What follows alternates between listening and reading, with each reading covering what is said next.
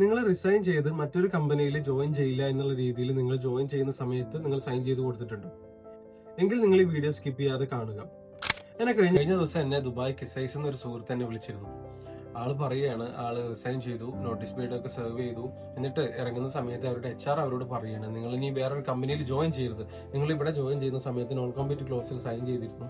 അപ്പോൾ നിങ്ങൾക്ക് ഇനി വേറൊരു കമ്പനിയിൽ ജോയിൻ ചെയ്ത് കഴിഞ്ഞാൽ നിങ്ങൾക്ക് ലേബർ ബാൻ വരെ വരും. അതുകൊണ്ട് നിങ്ങൾക്ക് ഇനി UAE ജോലി ചെയ്യാൻ പാടില്ല, നിങ്ങൾ നാട്ടിലോട്ട് തിരിച്ചു പോയിക്കോളൂ എന്നുള്ള ഭീഷണിപ്പെടുത്തി HR. അപ്പോൾ ഈ സുഹൃത്ത് വളരെയധികം പേടിച്ച് വിളിച്ചു, കാര്യങ്ങൾ ഇങ്ങനെ പറഞ്ഞു.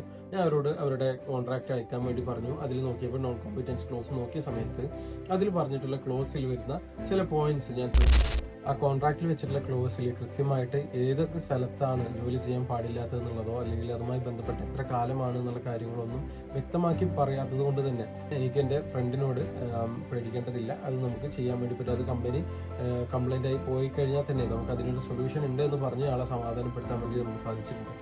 അതുകൊണ്ട് നിങ്ങളുടെ കോൺട്രാക്റ്റിൽ ഇത്തരത്തിൽ നോൺ കോമ്പറ്റൻസ് ക്ലോസ് ഉണ്ടെങ്കിൽ അത് കൃത്യമായിട്ട് നിയമപരമായിട്ട് വാലിഡ് ആണോ എന്നുള്ള കാര്യം നിങ്ങൾ പരിശോധിക്കുക.